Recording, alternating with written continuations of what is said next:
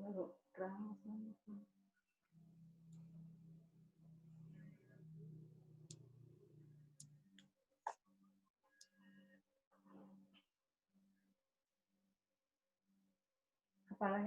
Kak.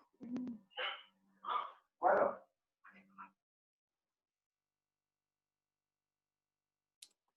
Baik, baik. Shalom untuk semuanya. Shalom. Selamat malam untuk keluarga Bapak Pendeta. Selamat malam untuk Ibu Turangan. Selamat malam untuk keluarga Semi. Selamat malam untuk keluarga Kaligis. Selamat malam untuk keluarga Manalu dan juga Yemima. Baiklah, kita akan mulai perbaktian kita pada malam hari ini. Kita patut bersyukur kepada Tuhan oleh karena Tuhan sudah pimpin kita pada setengah minggu yang lalu, sehingga pada malam hari ini, walaupun lewat Zoom, jarak kita jauh, tetapi kita dipersatukan oleh kasih Tuhan untuk mengikuti kebaktian kita pada malam hari ini. Baiklah, acara kita pada malam hari ini, kita menyanyi dari lagu Sion nomor 105, kemudian nanti doa pembukaan saya, kemudian seminar rumah tangga akan disampaikan oleh Ibu Pendeta, firman Tuhan akan dibawakan oleh Bapak Pendeta, doa syafaat oleh Ibu Turangan, dan pokok-pokok doa siapa yang mempunyai permohonan supaya di WA kepada Ibu Turangan, disampaikan kepada Ibu Turangan. Kemudian kita mungkin akan ada tanya jawab, selanjutnya kita tutup dari lagu Sion nomor 35. Baiklah, untuk memulai acara kita pada malam hari ini, kita mengundang kehadiran Roh Suci melalui doa di dalam hati kita masing-masing.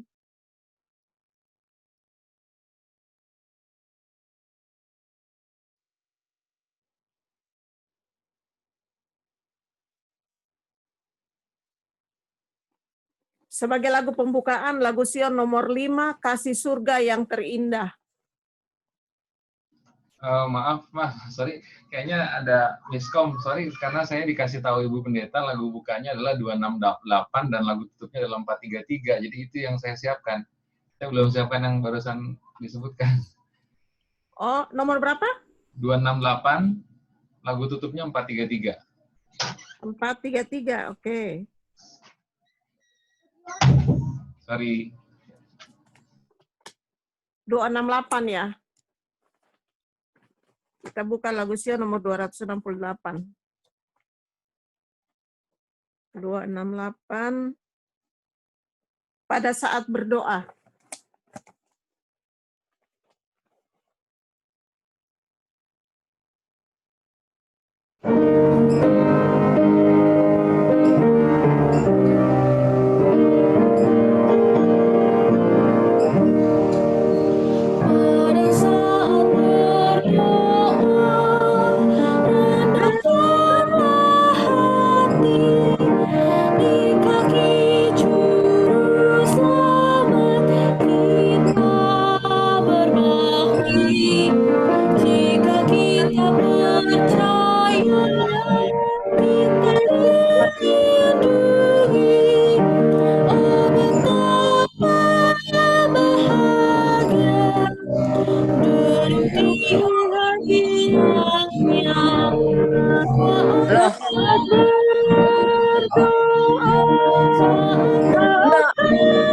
Itu aja pakai HP aja. HP aja ya. Iya. Saat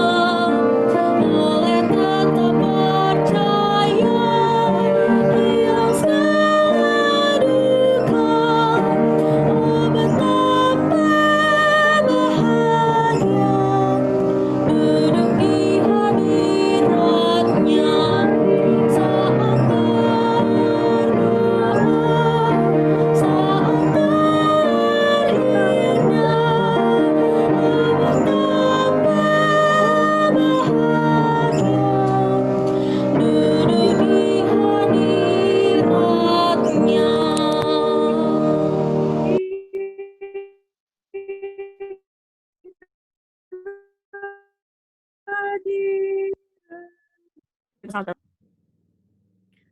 Ya Tuhan Bapa kami yang ada dalam kerajaan surga, Allah yang Maha Kuasa, cepat kami naikkan kehadirat-Mu yang suci Tuhan. Oleh karena begitu besar kasih setia Tuhan, telah menjadi bagian di dalam kehidupan kami masing-masing.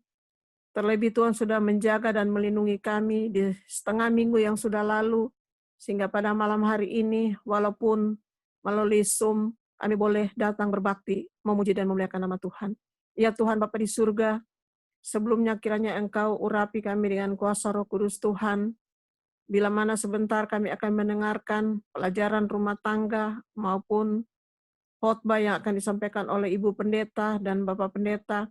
Biarlah Tuhan urapan Roh Kudus menjadi bagian kami, sehingga pelajaran pada malam hari ini tidak berlalu begitu saja, tetapi boleh tersimpan dalam hati dan pikiran kami, dan kami dapat hidupkan di dalam kehidupan kami sehari-hari. Tuhan berkati Ibu Pendeta akan menyampaikan pelajaran rumah tangga, sehingga apa yang dia sampaikan itu betul-betul berasal daripada Tuhan, dapat berguna di dalam setiap rumah tangga yang ada di Jemaat Kramat Jaya. Ya Tuhan Bapa di surga, kami juga berdoa untuk saudara-saudara kami, sahabat-sahabat kami yang mungkin saat ini belum bergabung, mungkin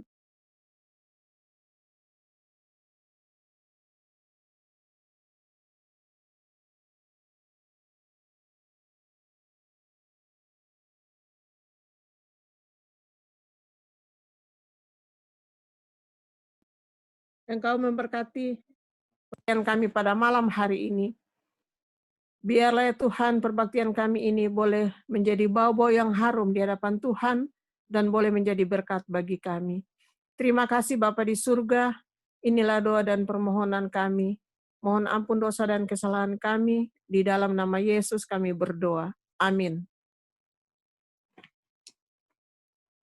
Baik, di catatan saya tidak ada lagu pujian. Apakah ada yang bersedia membawakan lagu pujian pada malam hari ini?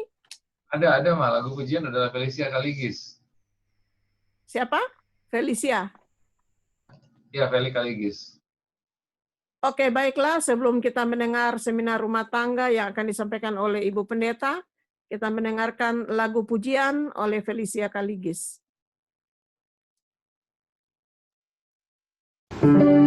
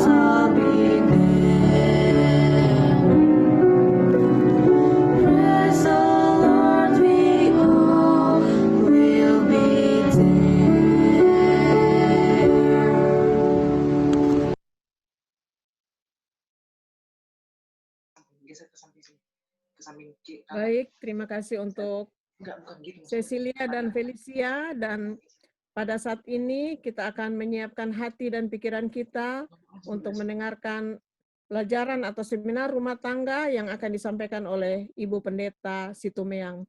Kami persilakan Ibu Pendeta. Baik, terima kasih Ibu Sarce yang sudah memimpin ibadah ini. Dan terima kasih untuk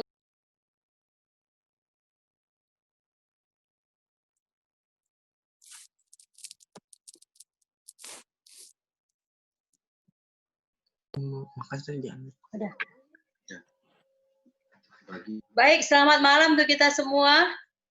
Selamat malam. Baik, terima kasih untuk Tante Sarce yang sudah memimpin ibadah ini, dan juga duet yang sudah kita dengar lagu pujian dari anak kita, Cecilia dan juga Felicia. Dimuliakanlah Tuhan melalui lagu pujian yang kita sudah dengarkan. Kita berterima kasih kepada Tuhan oleh karena kita masih diberikan kesempatan untuk menerima berkat Tuhan. Dan kita berdoa di malam permintaan doa ini untuk kiranya berkat Tuhan boleh menjadi bagian kita di hari ke depan ini, sampai di akhir pekan, dan seterusnya.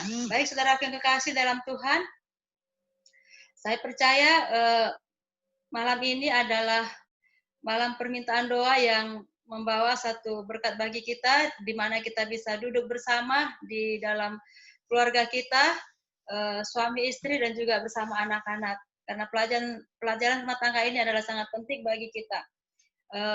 Suami bisa dengar, istri bisa dengar, anak-anak bisa dengar.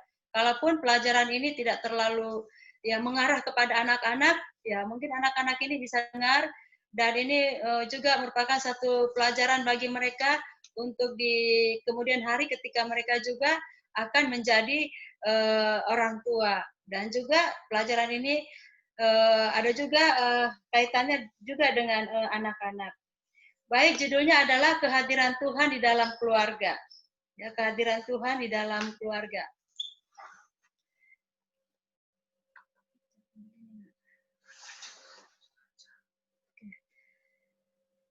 Banyak orang baru menyadari betapa pentingnya kehadiran Tuhan di dalam kehidupan keluarga ketika mengalami kesulitan-kesulitan di dalam keluarga. Misalnya krisis dalam keuangan.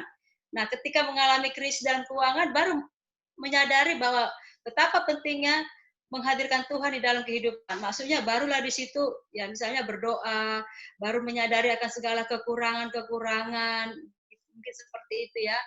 Dan seringkali ketika mengalami masalah anak-anak juga, wah ini karena kita tidak setia kepada Tuhan, makanya anak-anak kita seperti ini. Nah, terungkaplah kata-kata seperti itu ya. Kemudian masih banyak lagi ya, ketika kita mengalami masalah-masalah yang sangat rumit, yang kadangkala kita tidak bisa selesaikan ataupun atasi, baru kita datang kepada Tuhan. Tetapi ketika kesulitan-kesulitan itu tidak ada, kita masih merasakan satu kesenangan di dalam keluarga, kita sering melupakan Tuhan. Dan kadangkala tidak ada di dalam pemikiran kita bahwa pentingnya kita menghadirkan Tuhan di dalam kehidupan kita, mungkin melalui persekutuan di dalam keluarga kita ataupun dalam hal lainnya. Nah, sebenarnya kita harus selalu merasakan kehadiran Tuhan di dalam rumah tangga kita. Ini bagaimana caranya? Ini kalau misalnya kita selalu di rumah itu selalu kita memasang lagu-lagu rohani, misalnya ya begitu kita bangun pagi kita berdoa langsung kita pasang lagu-lagu rohani atau kita membuka Hope Channel gitu ya. Ya kita pasti merasakan kehadiran Tuhan itu dalam rumah tangga kita. Tapi kalau misalnya kita begitu bangun pagi, kita tidak berdoa, yang langsung kita pegang adalah HP, buka WA, dan lain sebagainya, ya tentu kita tidak akan pernah merasakan kehadiran Tuhan. Nah, itu bisa kita buktikan sendiri dalam kehidupan kita secara pribadi. Di sini kita undanglah Tuhan Yesus selalu hadir di dalam kehidupan kita.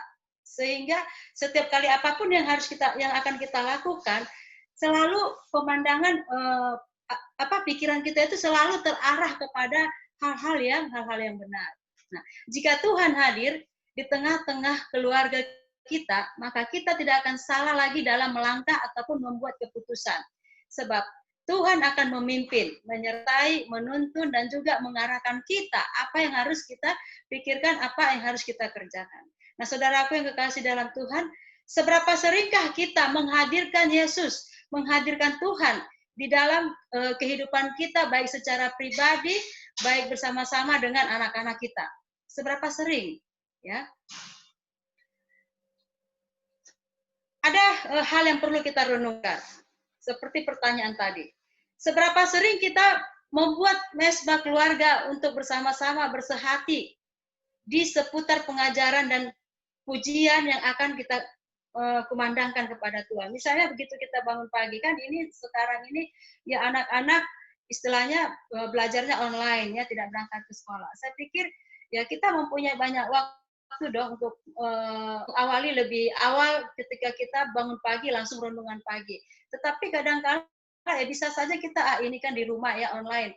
Mungkin ada juga sebagian kerjanya ya pakai sip-sipan, ada yang Senin, Rabu, Jumat. Jadi ya bisa dong bangun paginya agak telat, agak renungan paginya agak telat. Nah, mungkin seperti itu. Padahal seharusnya ya kita harus lebih lebih awal ya, lebih awal kita membuat mesbah di dalam rumah tangga kita.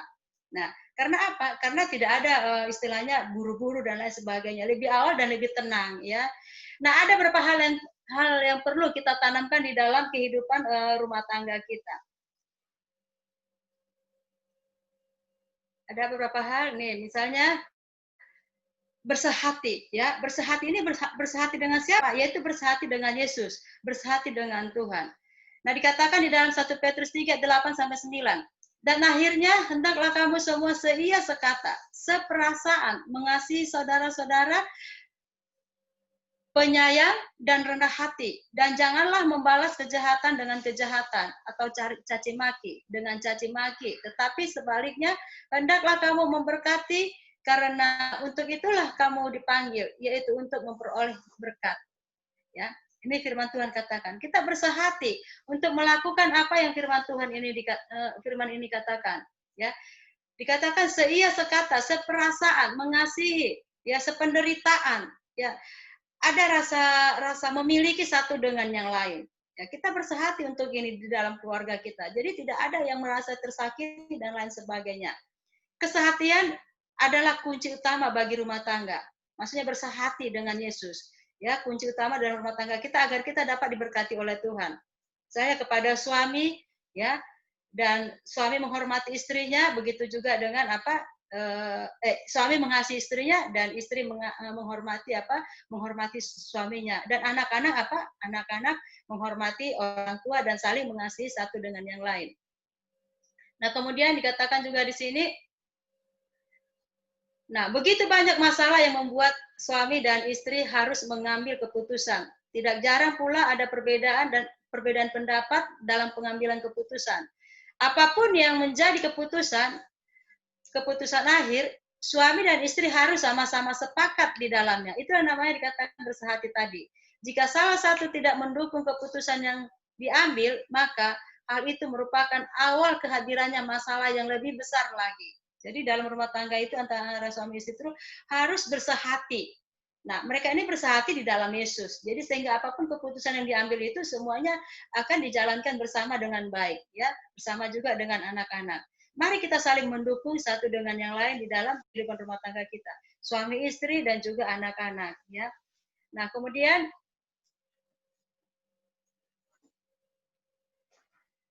bersehati artinya seperti yang saya katakan tadi, menomorsatukan Tuhan di dalam segala hal. Di dalam Matius 22 ayat 36 sampai 38 dikatakan, "Guru, hukum manakah yang terutama dalam hukum Taurat?" Jawab Yesus kepadanya, "Kasihilah Tuhan Allahmu dengan segenap hatimu, dan dengan segenap jiwamu, dan dengan segenap akal budimu." Itulah hukum yang terutama dan yang pertama. Jadi yang pertama, dalam bersehati dengan Tuhan itu adalah mengasihi Tuhan, ataupun menomorsatukan Tuhan di dalam kehidupan kita. Baik secara pribadi kita dengan Tuhan, baik secara keluarga dengan Tuhan. Ya. Apa yang dapat menyenangkan hati Tuhan? Yaitu apabila kita selalu menomorsatukan Tuhan di dalam segala hal. Inilah hukum yang pertama dan yang terutama yaitu mengasihi Tuhan. Inilah yang dikatakan tadi, bersehati, menomorsatukan Tuhan di dalam rumah tangga kita, baik di dalam hal apapun, ya, dalam hal apapun. Itu sebabnya dikatakan, mulailah kehidupan Anda ketika bangun itu kita berdoa dan beribadah, baru kita beraktivitas.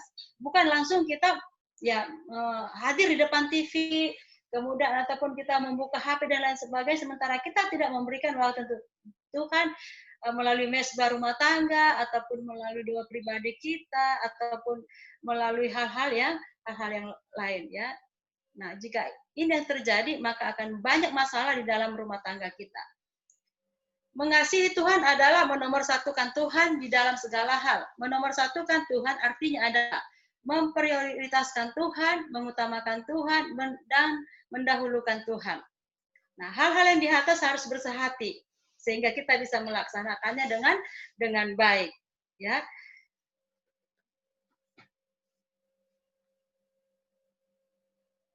Nah, kemudian dalam hal apakah kita menomorsatukan Tuhan? Nah, pertama waktu. Saya sudah katakan sahabat lalu bahwa letter T tentang 5 talenta itu adalah time.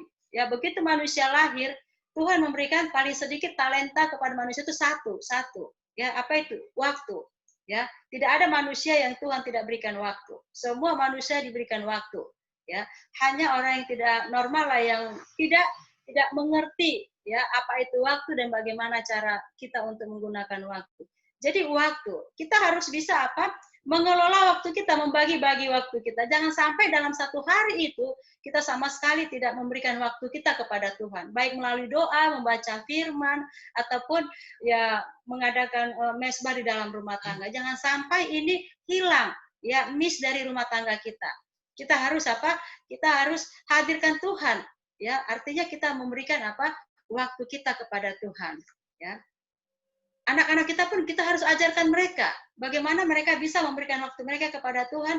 Ya paling tidak hanya ya 1 pasal saja untuk membaca Alkitab, ataupun ya kita mengingatkan mereka untuk mereka ya berdoalah bangun pagi, berdoa untuk kebutuhan mereka. Kita latih mereka untuk belajar berdoa untuk diri mereka sendiri. Mempunyai satu komitmen. Ya, kalau mereka mempunyai program ataupun jam berdoa, jam-jam berdoa. Ya, saya tidak mau kalau saya memberikan contoh anak saya Gabriel, bukan saya mau menyombongkan, tidak ya, tapi ya memang inilah kebiasaan yang saya lihat. Mungkin karena dia lihat juga orang tuanya ya punya waktu berdoa. Kadang kita kalau pergi ke kamarnya, kita pikir lagi apa ya, kadang mungkin lagi berdoa, kita lihat lagi berdoa, lagi baca Alkitab, dan itu rutin kita lihat seperti itu ya. Baca Alkitab, kita tanya sudah sampai di mana, Nak? Oh, saya sudah selesai, Mak. Saya sudah ulang lagi. Sebelum baca Alkitab berdoa, setelah selesai berdoa. Ya ada saya kita lihat ya kesendiriannya dalam berdoa. Itu selalu kita perhatikan. Nah, mungkin kepada anak-anak kita juga kita ajarkan. Kita akan lihat dampaknya, ya pasti ada dampaknya, ya dampak positifnya. Nah, kemudian kita perhatikan lagi di sini di dalam Mazmur 5:3, ya. Nah, Tuhan, pada waktu pagi Engkau mendengar seruanku. Pada waktu pagi aku mengatur persembahan bagimu dan aku menunggu-nunggu. Inilah doa daripada Raja Daud. Ya, begitu dia bangun pagi, dia sudah berdoa, dia menyampaikan apa yang dia mau lakukan sepanjang hari itu, apa yang mau dia persembahkan kepada Tuhan, pelayanannya maupun hidupnya. Nah, seperti itu. Mungkin kita juga ya memang harus seperti itu ya. Kita sudah membuat ya apa-apa yang mau kita kerjakan, baik untuk pribadi kita, baik untuk Tuhan dalam satu hari. Begitu kita bangun pagi, kita sudah harus sampaikan kepada Tuhan. Nah, memprioritaskan Tuhan, ya, membangun hubungan dengan Tuhan, membangun persekutuan. Bagaimana kita bisa melakukannya dengan baik? Yaitu mungkin ya kita awali dengan ya dengan ibadah, ya, yang mana anak-anak juga ada di situ ya. Nah, kemudian di dalam Markus 1 ayat 35 dikatakan juga di sini, pagi-pagi benar waktu hari masih gelap, ia bangun dan pergi keluar. Ia pergi ke tempat yang sunyi dan berdoa di sana. Ini siapa ini? Yesus ya. Ya, Mazmur 27:8 dikatakan, hatiku mengikuti firman-Mu. Carilah wajahku, maka wajahmu ku cari ya Tuhan. Nah, ini Raja Daud katakan. Yesus sendiri ya di dalam Markus tadi. Dia berdoa pagi-pagi sekali, belum ada yang bangun. Dia berdoa untuk siapa? Untuk dirinya, untuk murid-muridnya juga. Begitu juga suami dan juga istri. Berdoa untuk ya kita sebagai suami, kita sebagai istri, untuk diri kita, untuk apa? Untuk anak-anak kita, ya, untuk keperluan rumah tangga kita. Ini harus ada di dalam apa? Di dalam kehidupan kita. Boleh dikatakan ini harus menjadi bahagian dalam kehidupan kita.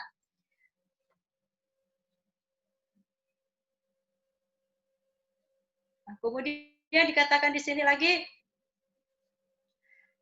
yang ketiga, keputusan dan tindakan, ya. Segala sesuatu yang kita lakukan dan kita putuskan haruslah berdasarkan firman Tuhan dan Roh Kudus. Ya, berdasarkan firman Tuhan dan Roh Kudus. Di dalam Mazmur 19 ayat 159 sampai 160 dikatakan, lihatlah betapa aku mencintai titahmu, ya Tuhan. Hidupkanlah aku sesuai dengan kasih setiamu.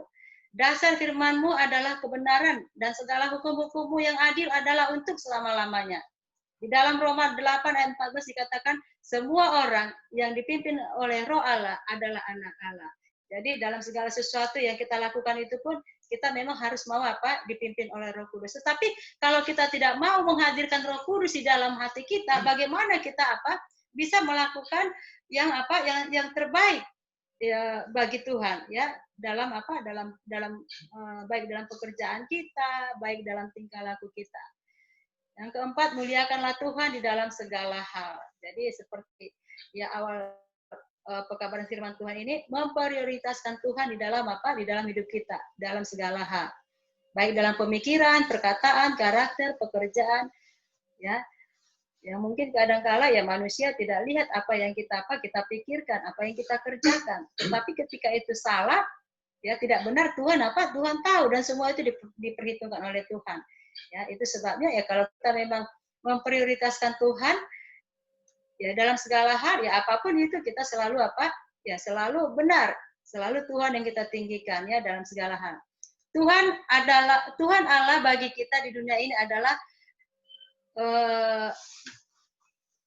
kali yang harus yang harus kita tinggikan, yang harus kita muliakan.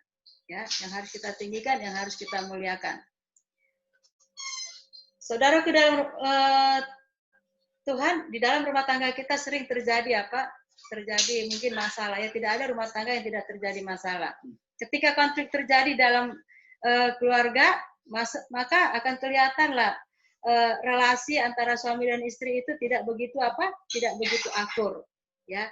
Masing-masing pihak mungkin saling ya membenarkan diri sendiri. Tetapi ya ketika hal itu tetap terjadi, apa akibatnya, apa dampaknya, ya, bagi pasangan masing-masing dan juga bagi anak-anak. Terjadi apa? Ya pertengkaran yang hebat. Ya bisa-bisa berakhir kepada perceraian, dan anak-anak lihat dan kasihan, ya. Jangan sampai ini terjadi dalam kehidupan rumah tangga kita. Kemudian kesimpulannya adalah yang pertama di dalam Mazmur 128 ayat 1 sampai 6 dikatakan, berbahagialah setiap orang yang takut akan Tuhan, yang hidup menurut jalan yang ditunjukkannya. Mazmur 128 ayat 1. Kemudian Mazmur 127 ayat 2 dikatakan, sia-sialah kamu bangun pagi-pagi dan duduk-duduk sampai jauh malam, dan makan roti yang diperoleh dengan susah payah, sebab ia memberikannya kepada yang dicintainya pada waktu tidur. Ya. Sia-sialah membangun rumah tangga jika tidak memprioritaskan Tuhan di dalam kehidupan kita, ya, itu artinya. Nah, lalu kita lihat yang berikut, yang ketiga, jangan karena terlalu sibuk mengejar materi duniawi lalu menyampingkan perkara-perkara rohani, ya. Lupa membangun mesbah di dalam rumah tangga kita, lupa mengembalikan misalnya apa yang menjadi kewajiban kita seperti persepuluhan, ya, yang akhirnya justru menghalangi berkat kita sendiri jika hal-hal yang seperti itu kita lakukan di dalam rumah tangga kita, ya.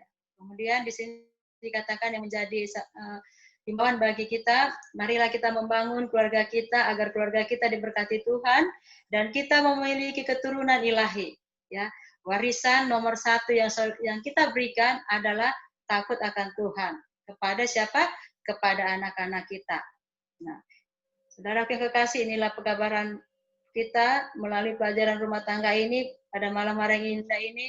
Biarlah apa yang kita pelajari ini tidak hanya lalu begitu saja dari pendengaran kita, tetapi dengan pertolongan Roh Kudus kita dapat memahami apa yang menjadi berkat di dalam rumah tangga kita melalui pekabaran firman ini. Tidak lain adalah biarlah kita selalu memprioritaskan Tuhan di dalam kehidupan rumah tangga kita. Dan kepada anak-anak kita juga kita harus berikan kepada mereka pengertian kenapa sih kenapa kita harus memprioritaskan Tuhan dalam kehidupan kita, karena Tuhan adalah Allah pencipta kita dan Allah sudah sangat peduli dalam kehidupan kita dan Allah sangat mengasihi kita, dan jika kita mengalami hal-hal kesulitan dalam kehidupan kita, Allah itu akan selalu hadir di dalam kehidupan kita dan Dia akan memberikan apa yang menjadi bahagian di dalam kehidupan kita. Inilah pelajaran kita pada malam yang indah ini. Terima kasih, Tuhan memberkati.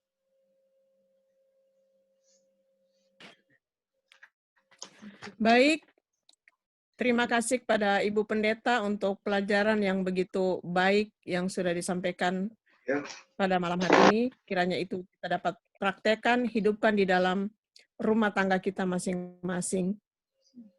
Baik, selanjutnya kita akan mengikuti pelajaran atau khotbah yang akan disampaikan oleh Bapak Pendeta Situmeang.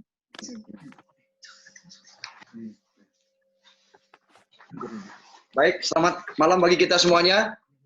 Selamat malam. Terima kasih atas tuntunan rohnya yang menyanggup kita boleh kembali berada di dalam ruangan Zoom ini.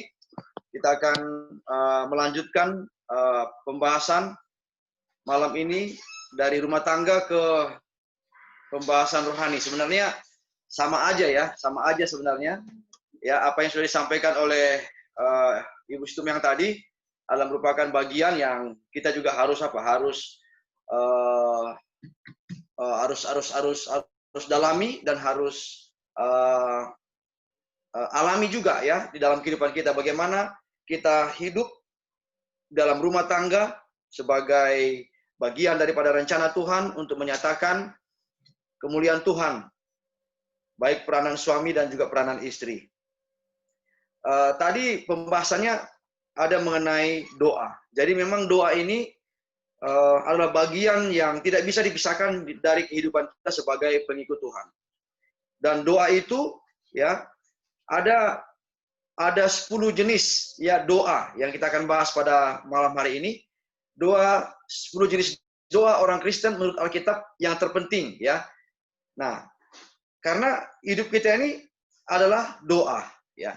Walaupun kita mungkin tidak tutup mata, kemudian tidak nyebut-nyebut ucap-ucap seperti itu, tapi dalam perilaku kita, dalam pola hidup kita, itu adalah merupakan refleksi daripada doa yang kita sudah layangkan mungkin ya. Waktu pagi-pagi benar, sama seperti Yesus bangun pagi-pagi benar, dia mengasingkan dirinya untuk berdoa, untuk mempersiapkan dirinya menghadapi kesusahan sehari itu dalam pergumulan kehidupannya. Nah, di dalam pelajaran kita hari ini, kita coba lihat 10 bagian daripada doa itu. Doa pertama adalah doa pribadi. Ini kalau doa pribadi ini nggak dibatasi oleh waktu. Ya, jangan kita samakan doa pribadi dengan doa syafaat.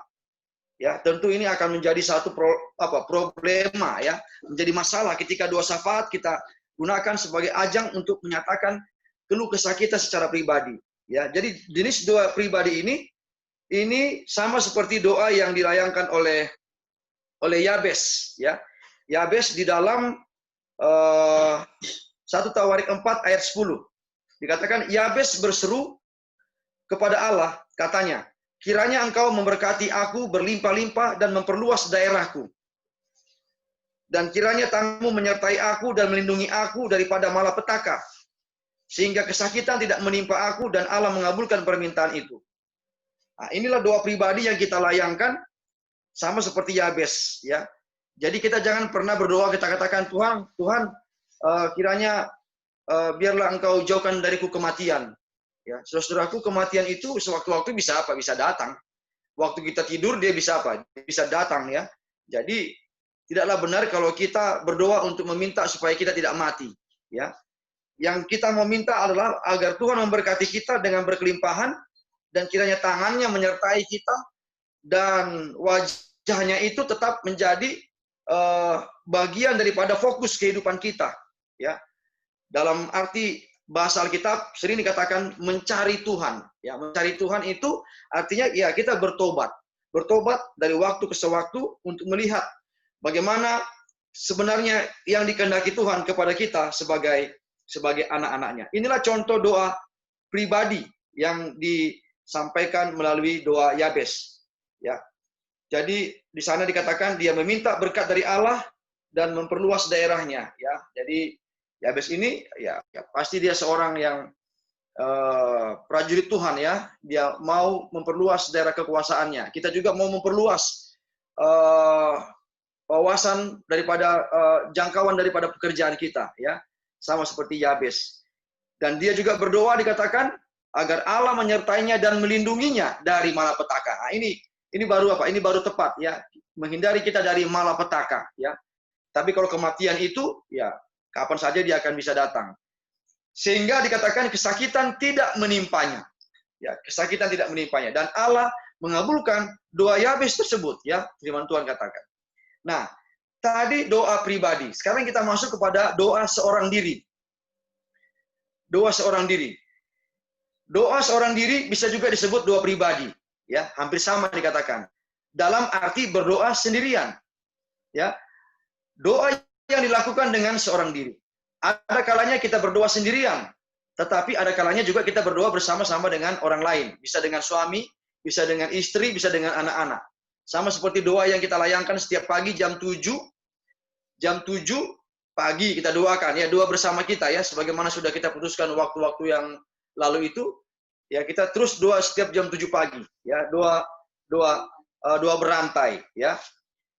Nah, dikatakan dalam doa seorang diri ini ada 4 poin ya. 4 poin di sana dalam Matius 14 ayat 23.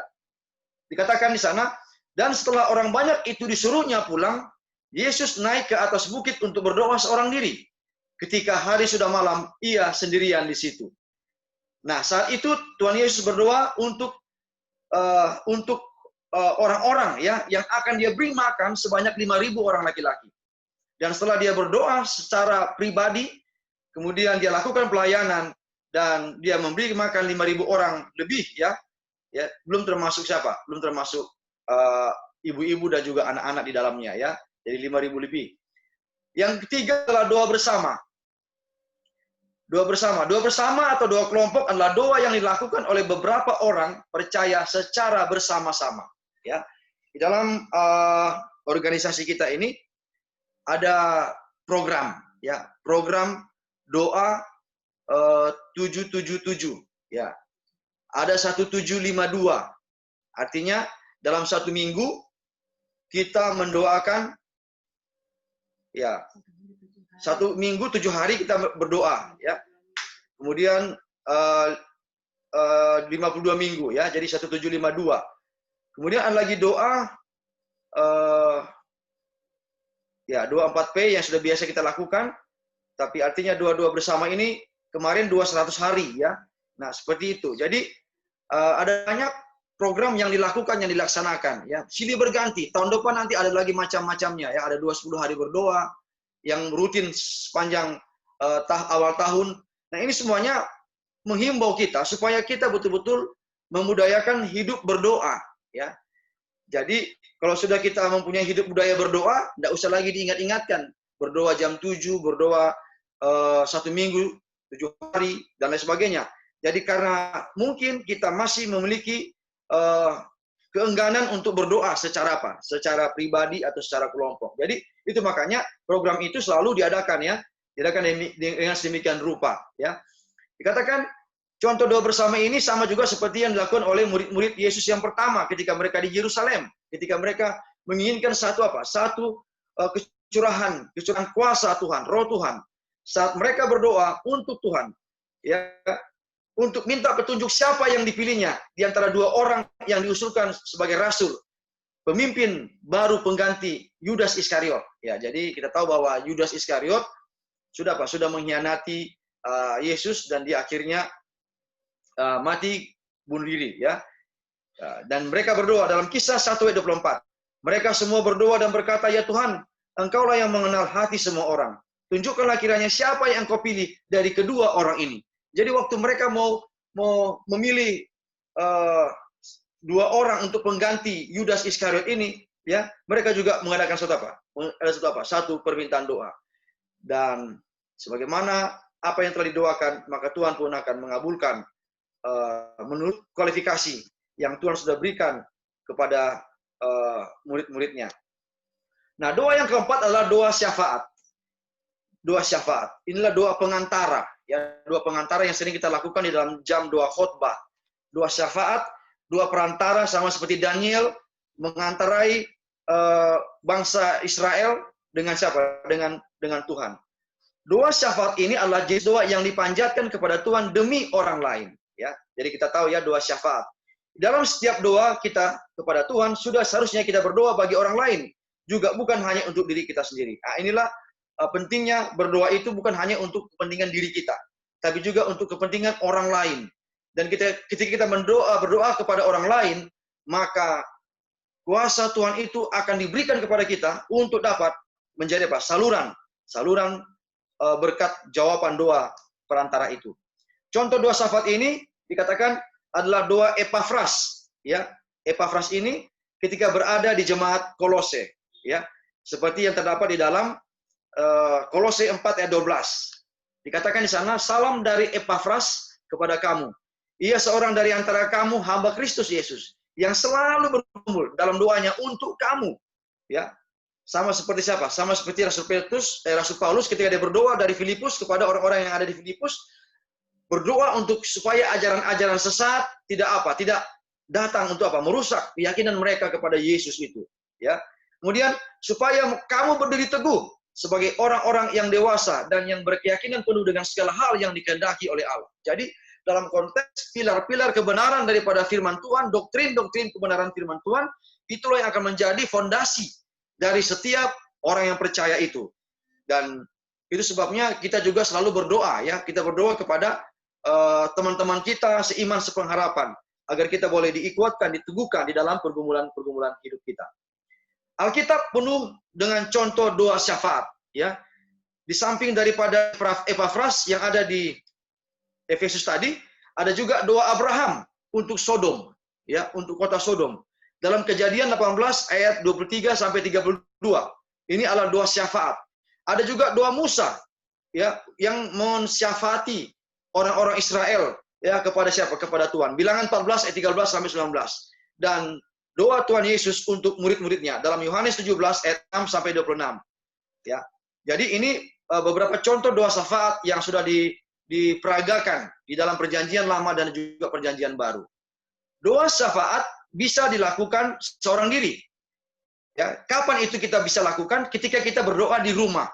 Kita di rumah juga berdoa untuk jemaat kita yang ada di Jemaat Keramat Jaya. Kita berdoa juga dengan teman-teman kita, sahabat kita seiman yang sedang sedang bergumul dalam hidup. Bergumul dalam penyakit yang mereka sedang derita. Kita juga berdoa, mendoakan mereka. Jadi tidak sebatas di gereja saja kita berdoa untuk mendoakan atau mensyafati doa perantara itu. Tapi di rumah juga kita bisa bisa lakukan itu. Dan bisa juga dilakukan secara bersama-sama, ya, seperti di gereja. Tetapi fokusnya adalah anggota keluarga, gereja setempat, gereja-gereja di seluruh negeri, bahkan dunia, bahkan negara, kota, wilayah, dan sebagainya. Jadi inilah tema daripada fokus daripada doa syafaat itu. Ya, negara kita doakan, kemudian anggota gereja kita doakan, dan lingkungan-lingkungan yang lain, ya. Karena kita sebagai sebagai perantara. Sekarang kita lihat yang kelima, doa puasa. Doa puasa ini kita ingat dengan doa Daniel, ya. Daniel berdoa dan berpuasa. Puasa apa mereka? Daniel waktu di Babylon itu mereka puasa makanan-makanan yang enak. Jadi mereka tidak memakan makanan yang enak, ya, makanan-makanan raja dalam hal ini. Jadi kebetulan memang sebetulnya bisa saja mereka makan, ya, karena budaya memotong korban itu di zaman orang-orang Yahudi itu juga mempunyai apa? Mempunyai ritual-ritualnya. Jangan-jangan daging ini juga sudah dipersembahkan kepada apa? Kepada berhala-berhala. Jadi ada pemikiran-pemikiran daripada Daniel, Sadrak, Mesak, dan Abednego kawan-kawan ini, lebih aman kita untuk meminta pilihan kita untuk memakan sayur-sayuran saja. Jadi mereka meminta makan sayur-sayuran Allah untuk mencegah mereka dari budaya-budaya dari Yahudi yang tidak membolehkan memakan daging begitu saja tanpa dilihat bagaimana cara mereka memotongnya. Ya, inilah budaya daripada orang Israel. Jadi mereka mengambil satu kesimpulan, maka kita harus apa? Harus puasa makan makanan yang enak. Bagi raja ini sesuatu yang asing, yang aneh, ya. Tapi ketika mereka menyampaikan ide ini, ya akhirnya raja dapat mengerti, dapat memahami. Oh iya, ini orang-orang Yahudi, orang-orang Israel, mereka mempunyai kebiasaan yang keras sehubungan dengan apa? Dengan pola makanan. Jadi akhirnya raja pun ya menyetujui, ya, melalui juru makannya itu, laporan dari juru makannya itu, ya. Dan akhirnya mereka pun makan makanan sayur-sayuran selama 10 hari. Jadi mereka ini bukan pintar saat mereka sudah makan sayur-sayuran. Kadang-kadang kita salah persepsi. Kita bilanglah makan sayur-sayuran sehingga orang itu menjadi apa? Menjadi pintar. Ya. Ya, bisa saja demikian, tapi bukan itu yang menjadi apanya. Itu yang menjadi pesannya.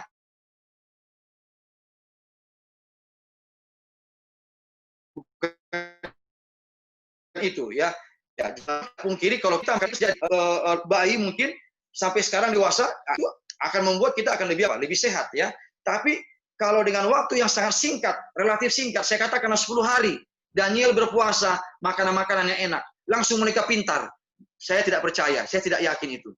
Tetapi mereka sudah diajar dengan sedemikian rupa sejak mereka di sekolah-sekolah pendidikan itu, mereka dididik dan mereka adalah orang yang cerdas. Dan orang-orang yang ditawan ini bukanlah orang-orang yang bodoh, ini orang-orang yang pintar, orang-orang yang brilian, ya. Makanya mereka ditawan di Babel karena mereka akan mengganti Firaun, mengganti raja, ya, mengganti petinggi-petinggi yang ada di kerajaan itu. Jadi mereka tidak sembarangan orang dan mereka sudah pintar sejak mereka dari kecil, ya, dibina di orang tuanya di sekolah-sekolah nabi-nabi pada waktu itu. Jadi di dalam Daniel 9 ayat 3 dikatakan, lalu aku mengarahkan mukaku kepada Tuhan Allah untuk berdoa, kata Daniel, dan bermohon sambil berpuasa dan mengenakan kain kabung serta abu. Jadi kain kabung serta abu itu lambang keprihatinan, ya. Bangsa Israel dulu kalau ada orang yang meninggal atau orang yang apa, mereka pakai kain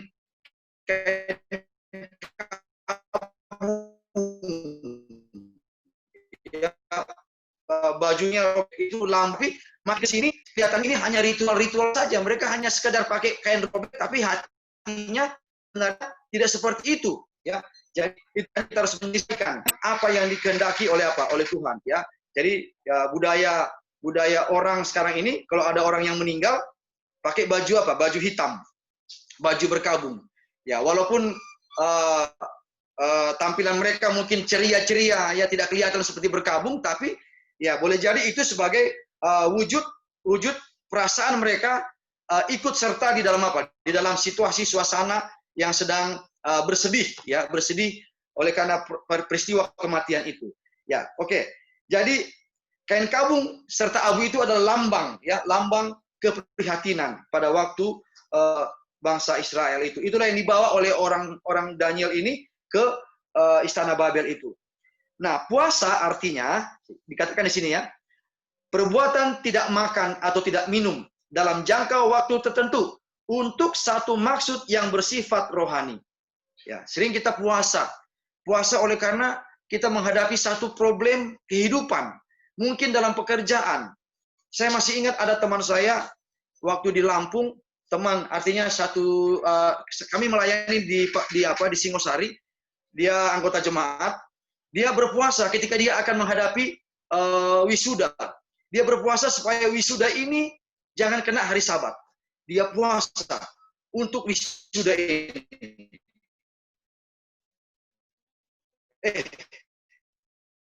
Akhirnya dia dapatkan penamatannya di Universitas Bandar Lampung itu pada hari Sabat, digeser ke hari apa?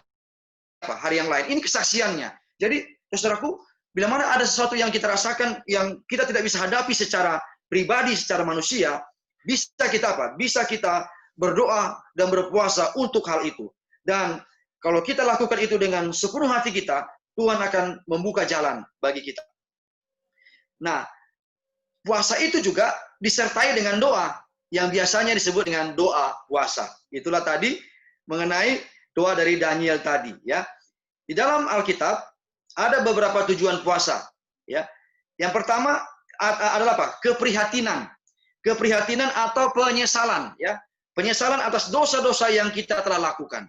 Jadi kita ini orang-orang yang berdosa, ya. Tentu kita mempunyai catatan-catatan, ya, dalam kehidupan kita melakukan dosa.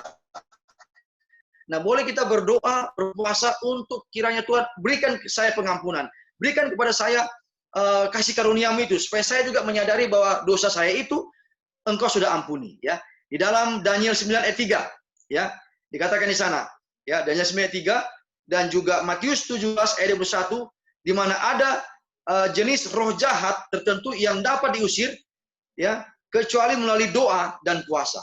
Jadi murid-murid Yesus ketika itu mereka mengusir apa? Mengusir roh jahat. Tapi ketika tiba di dalam Matius 17 ayat 21 ini, mereka tidak bisa. Yesus katakan apa? Ini nggak bisa hanya dengan berdoa, harus tambah dengan kamu berpuasa.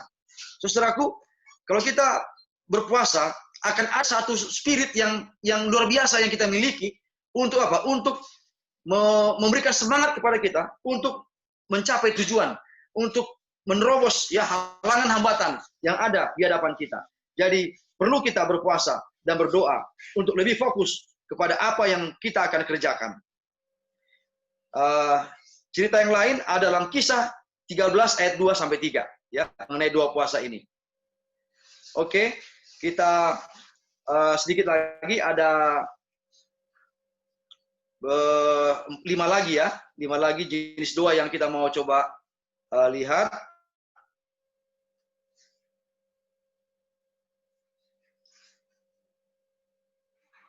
Oke. Baik, yang keenam adalah doa penyembuhan. Ya, luar biasa doa penyembuhan. Jenis doa Kristen yang ada dalam Alkitab adalah doa penyembuhan. Contohnya dalam Yakobus 5 ayat 14. Dikatakan, kalau ada seorang di antara kamu yang sakit, baiklah ia memanggil para penatua jemaat, supaya mereka mendoakan dia serta mengolesnya dengan minyak dalam nama Tuhan. Jadi, persoalan mengenai mengoles minyak ini, ya, sebenarnya bukan waktu orang itu sudah mau sekarat, ya, tidak, ya. Mungkin waktu dia sakit biasa-biasa juga boleh kita oleskan minyak, karena itu lambang, ya, lambang atau perantaraan, ya, agar orang ini bisa menyelesaikan dosanya. Ya, misalkan dia sakit oleh karena dia sakit mah, ya, sebelum kita berdoa, ya, kita mungkin bikin minyak ke tubuhnya, ya, ke kepalanya, agar minyak ini menjadi satu lambang bahwa Roh Kudus bekerja kepadanya untuk ia tidak mengulangi kesalahan yang sama, terlambat makan misalnya, salah mengatur pola hidupnya yang membuat akhirnya dia sakit mah. Karena sakit mah ini bukan karena apa? Bukan karena kesalahan dari orang lain. Nah, ini hanya kesalahan apa? Kesalahan pribadi.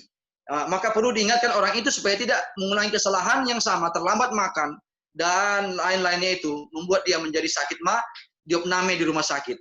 Nah, jadi ini perlu juga, ya, bukan waktu orang itu sudah mau sekarat, sudah mau mati, kira-kira begitu ya bahasanya, ya, baru dibikin minyak. Oh, tidak. Itu makanya orang-orang yang mau diminyaki itu ketakutan. Ah, ini apa ini? Ada keluarga yang nggak mau dia enggak. Emak saya mau hidup, mau panjang hidupnya, nggak mau diminyakin. Mereka nggak mengerti makna daripada pengolesan minyak kepada orang yang sakit itu. Karena Yakobus katakan itulah doa, macam doa untuk penyembuhan. Nah, dalam Alkitab dikatakan bahwa jika ada yang sakit, baiklah dipanggil seorang penatua, lalu ia mendoakan orang sakit itu. Penatua sebutan bagi pemimpin rohani pada saat itu. Ya, boleh ketua jemaat, ya, boleh pendeta, ya, di bawah kepemimpinan daripada rasul-rasul. Nah, setelah rasul-rasul tidak ada lagi, mereka lah yang memimpin jemaat. Nah, jadi ketua-ketua itulah yang memimpin apa? Memimpin. Ketika rasul-rasul tidak, karena rasul-rasul ini bekerja bukan di hanya satu jemaat saja. Bayangkan Paulus di Efesus, kemudian dia ke Kolose, dia mendoakan yang di Efesus. Nah, jadi ada perwakilan-perwakilannya, ya, ada Timotius dan juga Epaphroditus, ya, yang lain-lainnya itu, ya, untuk menjadi perantara. Namun demikian, para pemimpin rohani punya kapasitas dan tanggung jawab lebih, karena mereka dipilih Tuhan untuk memimpin gerejanya. Jadi penting untuk berada di bawah otoritas mereka, termasuk didoakan oleh mereka. Jadi bukan tidak bisa ketua jemaat, bukan tidak bisa yang lain-lainnya, tapi oleh karena pendeta ada di sana yang sudah diprioritaskan tugasnya untuk menjalankan pelayanan ini, maka biarlah mereka yang melakukannya, ya, sedapat-dapatnya. Tapi kalau sudah nggak mungkin lagi, sudah harus ketua yang menangani, ya itu harus dilaksanakan. Tidak bisa harus tunggu pendeta datang baru dilaksanakan. Kalau sudah kritis, kalau sudah sangat waktunya sangat mepet, ya. Tetapi hal ini tidak berarti bahwa kita sendiri tidak perlu lagi berdoa untuk kesembuhan kita. Kita harus tetap berdoa, di samping kita meminta bantuan doa para pemimpin rohani dan rohaniawan. Nah, jadi kita kalau meminta doa kesembuhan, jangan hanya minta doa kepada siapa? Kepada pendeta, kepada ketua. Ya, karena kita adalah imamat yang rajani, kita adalah pengantara, kita juga bisa menyampaikan doa perantaraan kita kepada Tuhan untuk proses kesembuhan yang kita mau apa? Mau kita dapatkan. Nah, doa yang ketiga terakhir, ucapan syukur. Kalau kita doa 4P ini, doa thanksgiving, ucapan syukur.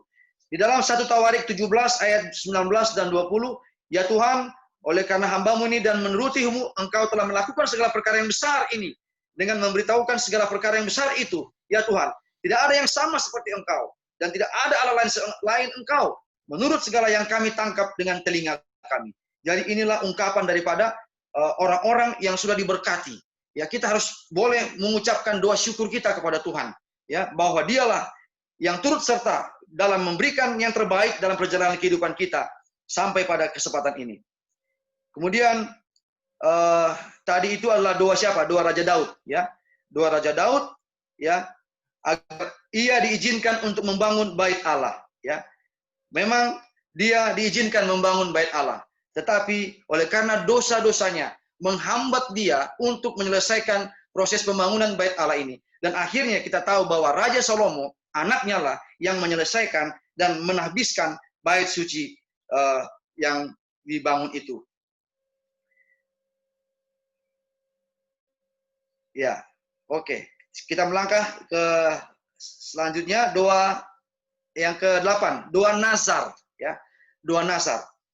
Jenis doa ini ada dalam Alkitab, di dalam 1 Samuel 1 ayat 11. Kemudian bernazarlah ia, katanya, Tuhan semesta alam, jika sungguh-sungguh Engkau memperhatikan sengsara hamba-Mu ini, dan mengingat kepadaku dan tidak melupakan hamba-Mu ini, tetapi memberikan kepada hamba-Mu ini seorang anak laki-laki, maka aku akan memberikan dia untuk Tuhan seumur hidupnya, dan pisau cukur tidak akan menyentuh kepalanya.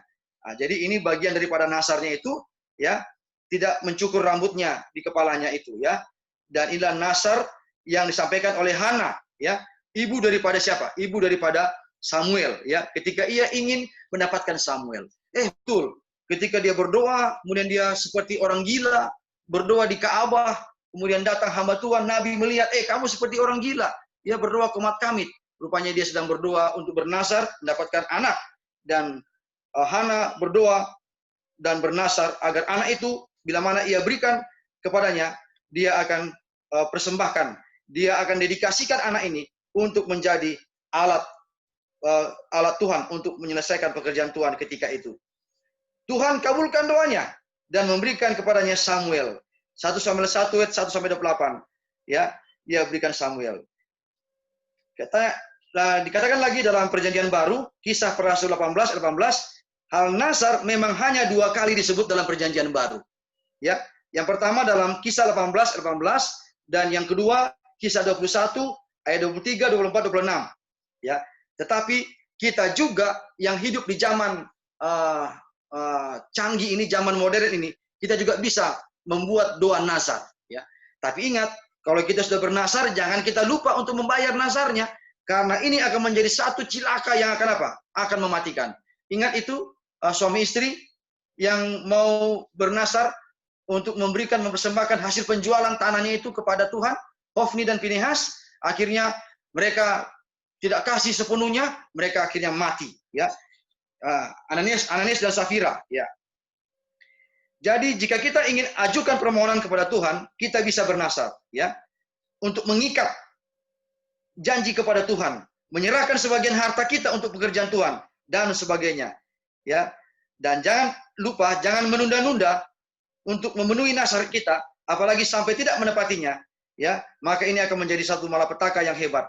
Ulangan 23:31 dalam Perjanjian Lama. Jika seorang menunda-nunda memenuhi nasarnya kepada Tuhan, ia dipandang berdosa. Jadi dia juga dipandang berdosa akhirnya ketika dia menunda-nunda, ya. Kemudian dalam kitab Amsal 20:25, itulah sebabnya kita harus berpikir dulu matang-matang sebelum kita bernasar dalam doa. Jadi kalau kita tidak bisa mau tepati, jangan mau berdoa untuk doa nasar ini, ya. Karena ini akan menjadi satu celaka, ya. Nah, kemudian doa semalam-malaman, ya. Doa semalam-malaman. Kita lihat pesan dari Alkitabnya. Doa semalam-malam ini datang di dalam 1-15 ayat 10-11. Lalu datanglah firman Tuhan kepada Samuel. Demikian aku menyesal karena aku telah menjadikan Saul sebagai raja. Sebab ia telah berbalik daripadaku dan tidak melaksanakan firmanku. Maka sakit hatilah Samuel dan ia berseru kepada Tuhan semalam-malaman. Jadi inilah mungkin dasar daripada kita untuk berdoa, membuat doa semalaman indah. Kalau dulu dibuat katakan doa semalaman suntuk. Sebenarnya sama aja, ya. Semalaman suntuk artinya dari malam jam 7 terus sampai pagi, ya. Itu artinya semalaman apa? Semalaman suntuk, ya. Namanya malam 12 jam, ya. Segitulah waktunya kita berdoa. Tetapi sekarang ini dibungkuslah, dikemaslah dengan doa semalaman indah, ya. Indahnya apa? Indahnya bukan doanya, ya. Konsumsinya yang banyak, beraneka ragam. Jadi lebih banyak makannya daripada doanya, ya. Jadi indah betul itu apa? Doa, ya. Ketika berdoa dengan makanan-makanan yang beraneka macam dihidangkan, ya, untuk berdoa. Jadi ya saya tidak salahkan juga itu, tapi boleh juga diadakan sedikit konsumsi, ya, untuk sekedar mempertahankan kita tetap fokus kepada doa. Ya, bayangkan saja kalau doanya banyak makan, ya sudah ngantuk, tidurlah akhirnya, tidak lagi doa, ya. Oke, jadi Tuhan Yesus katakan juga dalam Lukas 6:12, Tuhan Yesus juga pernah paling tidak ada 2 kali katakan berdoa semalam-malaman. Dan juga Matius 14 ayat 23-25. Jadi inilah doa semalam-malaman, ya, yang kita sudah sedikit pelajari. Kemudian yang terakhir adalah doa peperangan rohani. Efesus 6 ayat 11, 17 dan 18. Kenakanlah seluruh perlengkapan senjata Allah supaya kamu dapat bertahan melawan tipu muslihat iblis. Ya, kita tahu bahwa iblis adalah penguasa dunia ini. Bahkan sebelum dunia ini dijadikan, dia sudah ada. Ya, raja kegelapan itu sudah ada. Dia lebih lama hidup daripada siapa? Daripada Adam dan Hawa. Dia lebih lama hidup daripada kita. Jadi iblis adalah orang yang paling hebat untuk apa? Untuk menjatuhkan segala jenis macam pribadi manusia yang ada di dunia ini. Oleh karena dia lebih dulu ada daripada manusia yang diciptakan oleh Tuhan. Ya, jadi inilah doa jenis terakhir, doa apa? Doa peperangan rohani. Marilah kita berdoa sama seperti Rasul Paulus berdoa, meminta agar kuasa roh itu menjadi bagiannya, ya. Ketopong keselamatan dan pedang roh, yaitu firman Allah, ya, firman Allah. Dan segala hal doa dan permohonan. Berdoalah setiap waktu dalam roh dan berjaga-jaga dalam doamu dan dengan permohonan yang tak putus-putusnya untuk segala orang kudus. Jadi kita berdoa tak berkeputusan. Kita selalu berdoa untuk orang yang sakit supaya disembuhkan dari penyakit, supaya diberikan solusi daripada penyakit yang mereka alami. Kita terus berdoa untuk orang sakit. Doa pagi-pagi, doa doa berantai itu kita selalu doakan yang sakit. Semua kita doakan yang bisa kita doakan. Jadi kita sedang berada dalam satu peperangan rohani, ya. Ya. Nyawet katakan bahwa di dalam diri kita ini ada malaikat yang jahat, di samping kita ada malaikat yang apa? Ada malaikat yang baik, ya. Dan malaikat yang jahat ini sudah ada dia, ya. Sudah ada dia sebelum kita lahir, ya. Ya. Jadi dia lebih tahu, ya, bagaimana kebutuhan kita yang bisa digunakan untuk apa? Menjatuhkan kita. Jadi marilah kita mendalami 10 macam doa tadi agar kita boleh masuk ke dalam medan perang ini dengan penuh keberanian yang berdasarkan kepada tuntunan Roh Kudus. Tidak berani sembarangan, tapi berani dengan rasa takut dan gentar sambil berjaga-jaga menghadapi peperangan-peperangan rohani yang sedang berkecambuk dalam dalam dunia di mana kita berada. Kiranya Tuhan menolong kita untuk menjadi pendoa-pendoa yang setiap waktu, setiap saat selalu berdoa, menyerahkan hidup kita kepada Tuhan melalui pekerjaan, melalui dedikasi kita, ya, dedikasi hidup dan dedikasi curhat doa kita kepada Tuhan, semuanya adalah untuk meminta agar tabiat Allah itu, tabiat Tuhan itu betul-betul terpantul dalam kehidupan kita dengan jelas bagi orang-orang yang ada di sekitar kita. Kiranya Tuhan memberkati kita adalah doa dan harapan kita bersama. Amin. Amin. Terima kasih kepada Bapak Pendeta yang sudah menyampaikan firman Tuhan yang begitu indah bagi kita semua pada malam hari ini. Semoga firman Tuhan ini boleh dapat menguatkan iman kita semakin hari semakin bertumbuh, kita semakin hari semakin setia dalam berdoa kepada Tuhan. Baik, pada malam hari ini adalah malam permintaan doa. Yang akan membawakan doa syafaat ialah Ibu Turangan.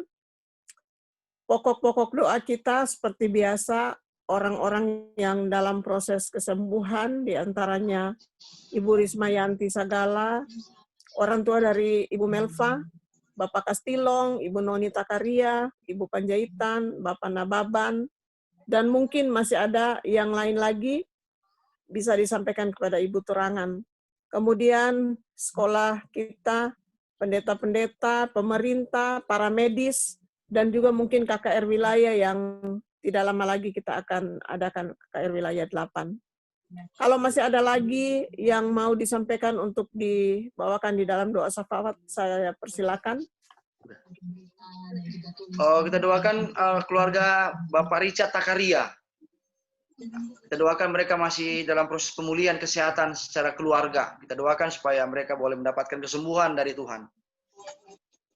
Baik, tambahan yaitu keluarga Bapak Richard Takaria. Masih ada lagi?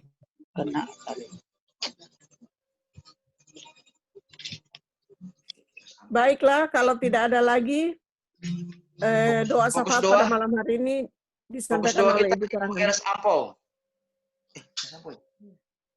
Pokok doa? Oma Els Ampau. Oh. Pokok doa yaitu Ibu Oma Ampau. Pokok doa. Ya, persilakan kepada Ibu Turangan untuk menyampaikan doa syafaat.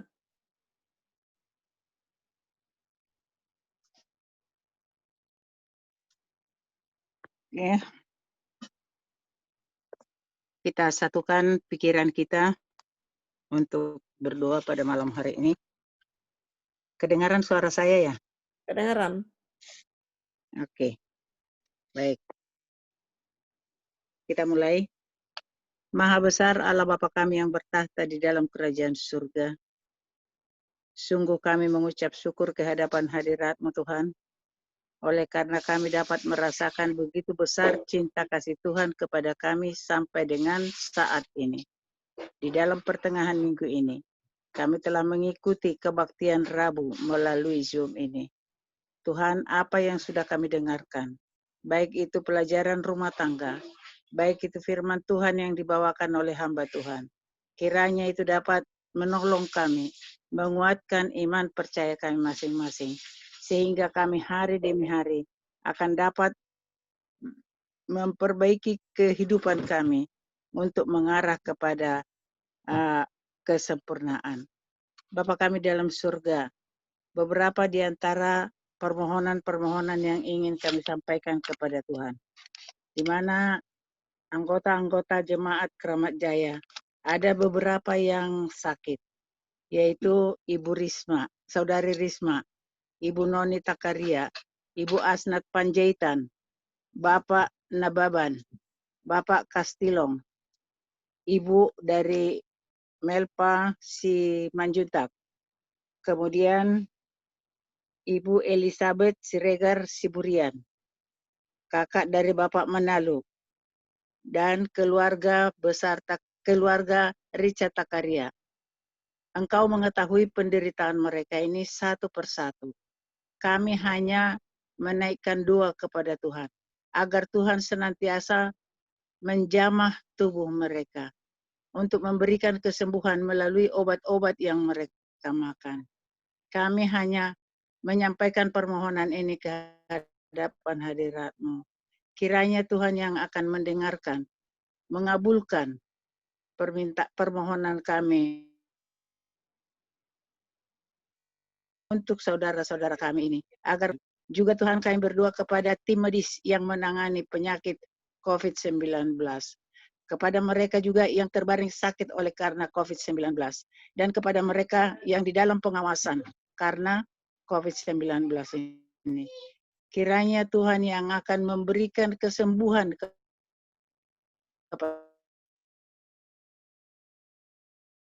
supaya mereka pulih dari penyakit ini. Sehingga mereka pun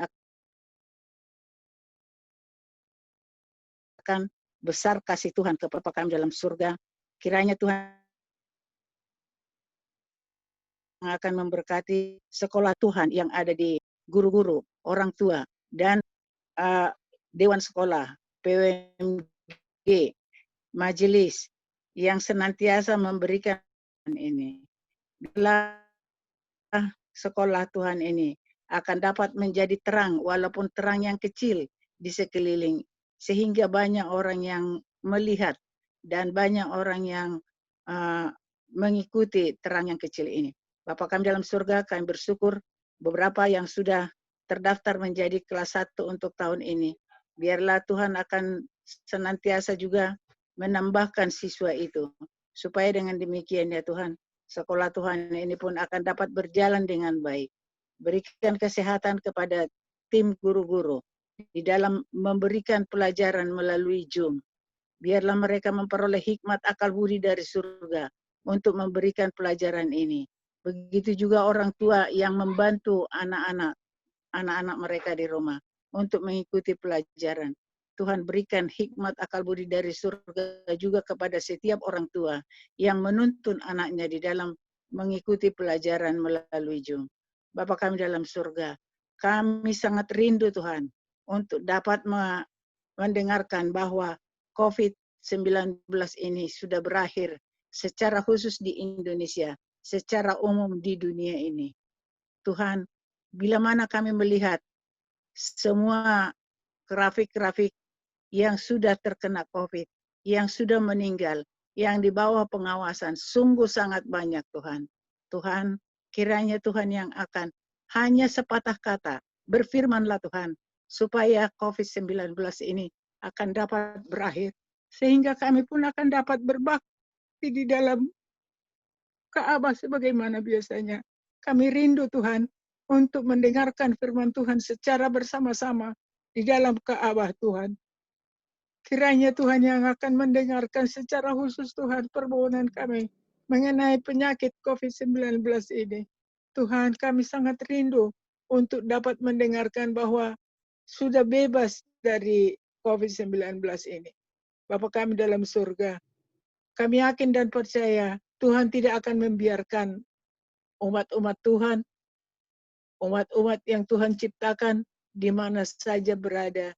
Tuhan tidak akan membiarkan menderita lama untuk penyakit COVID-19 ini. Tuhan, biarlah Engkau akan mendengarkan, Engkau akan menjawab dan mengabulkan permohonan kami pada malam hari ini. Bapa kami dalam surga, masih banyak Tuhan permohonan-permohonan yang ingin kami sampaikan kepada Tuhan.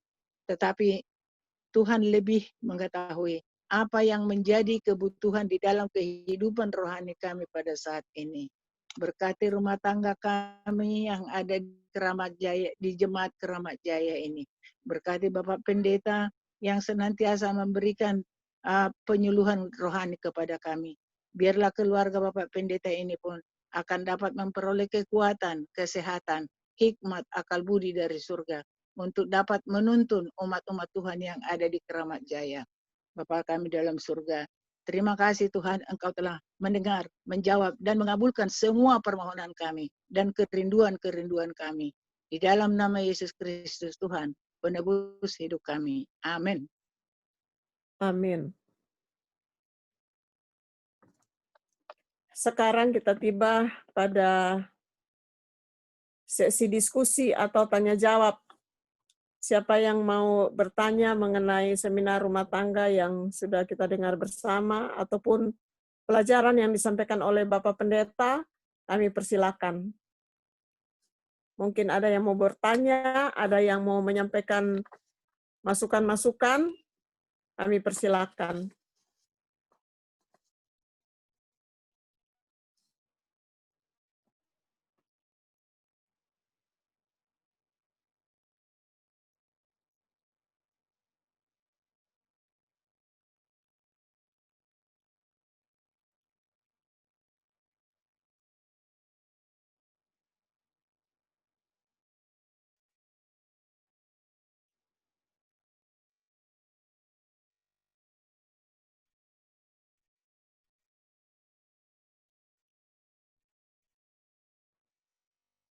Bapak Manalu, ada pertanyaan? Bapak Kaligis?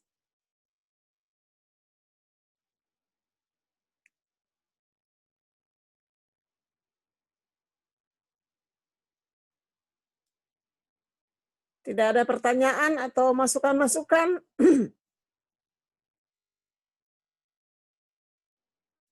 Atau sudah jelas sekali penjelasan Ibu Pendeta dan Bapak Pendeta?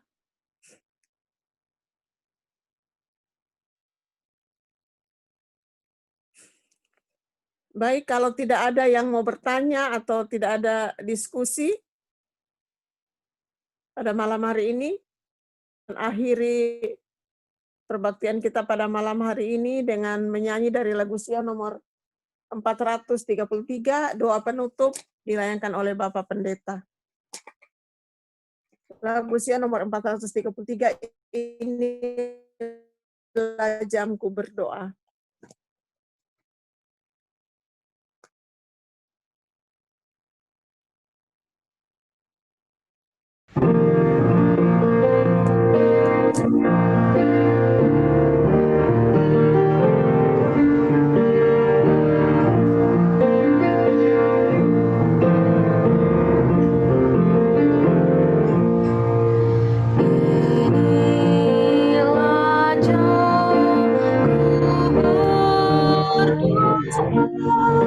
Sungguh senang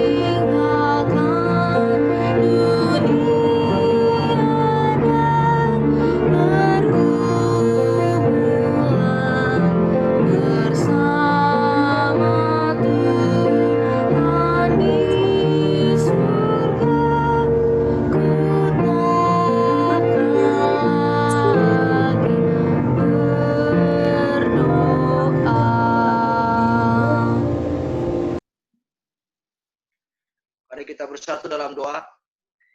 Kami bersyukur kepadamu Tuhan, oleh karena ibadah persekutuan kami, permintaan doa di jemaat kami Keramat Jaya, kami boleh langsungkan melalui nyanyian, kesaksian dalam lagu, melalui pekabaran, khotbah, melalui kebaktian rumah tangga juga yang kami sudah dengarkan pelajaran-pelajaran, mengingatkan kembali kepada kami betapa pentingnya kami untuk selalu berdoa, menyerahkan hidup kami kepada rencana Tuhan, kehendak Tuhan, mengetahui rencana Tuhan bagi kami melalui meditasi pribadi kami secara keluarga, secara jemaat, dan komitmen-komitmen pribadi melalui doa nasar dan doa-doa puasa yang kami boleh lakukan, jika kami boleh semakin lebih dapat mengetahui dengan baik rencana Tuhan di tengah-tengah situasi yang sulit yang pada saat ini kami alami di atas muka bumi ini ya Tuhan. Sebagaimana seruan-seruan doa daripada teman-teman kami, bagaimana kiranya penyakit ini Tuhan boleh Engkau hentikan melalui penemuan obat yang canggih untuk meredam penyakit ini. Sehingga demikian kami tidak mengalami ketakutan yang terus-menerus, sehingga kami tidak terus-menerus beribadah melalui virtual ini. Karena kami rindu sama satu persekutuan yang indah dalam kebersamaan interaksi yang intensif. Tuhan, Engkau melihat dari arah sini, bagaimana Engkau Allah Tuhan kami, yang menciptakan kami, yang mengetahui yang terbaik bagi kami. Engkau juga akan memberikan kepada kami yang terbaik sebelum Engkau datang pada kali yang kedua. Kami boleh dapat bersekutu dengan lebih baik lagi dari waktu ke waktu yang kami rindukan, yang kami harapkan.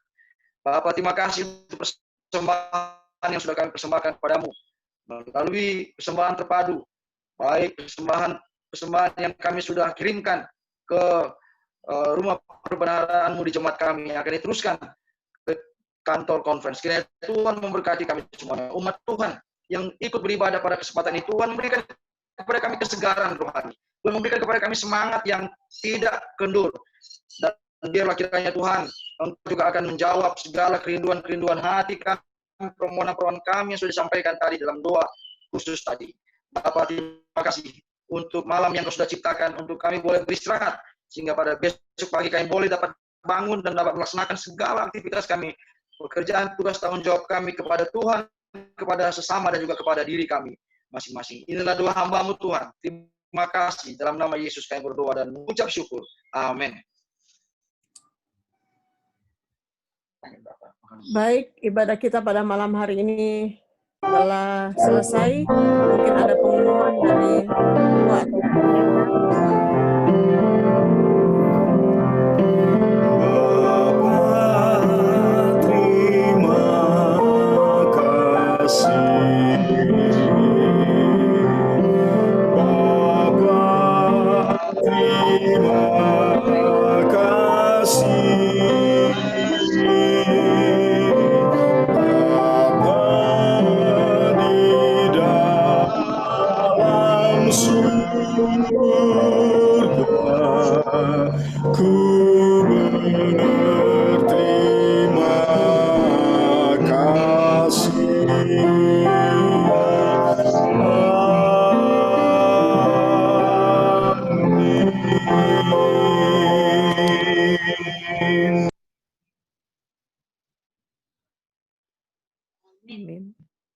perbaktian kita telah selesai. Mungkin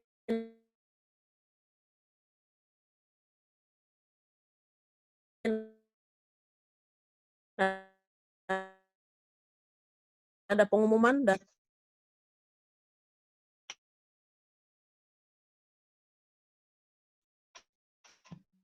Pendeta, pada Ibu Turangan yang telah membawakan doa, sapa juga kepada Ibu Sarce sebagai MC kita, juga kepada kita semua, dan juga Dr. Semi. Pengumuman pada sahabat ini kita tetap mengadakan kebaktian ibadah sahabat melalui virtual, dan sorenya kita akan mengadakan gabungan wilayah. wilayah 8. Kita akan mengadakan gabungan.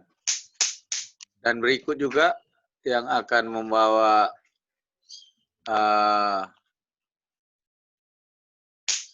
khotbah atau pendeta, dan juga bagi kita nanti untuk yang melayani akan diberitakan selanjutnya. Kita dari kita terima kasih. Mungkin yang lain?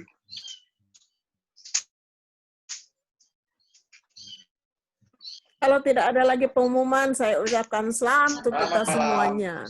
Malam. Mana ambil itunya dulu deh. Tadi itu ya. Kembalikan kepada Ambil itu ya, host mana itu? kita. Dari cas.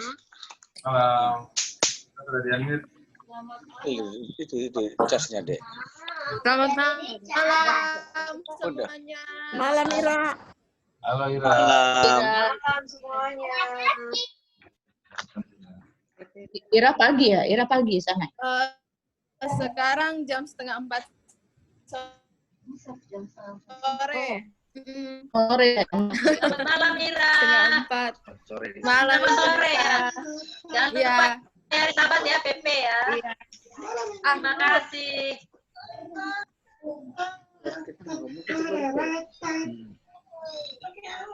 Halo Pak Manalu. Gua mau pamit dulu ya. Ya.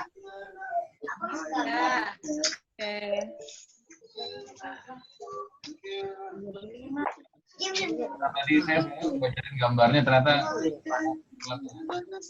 ini web sahabat gabungan wilayah 8.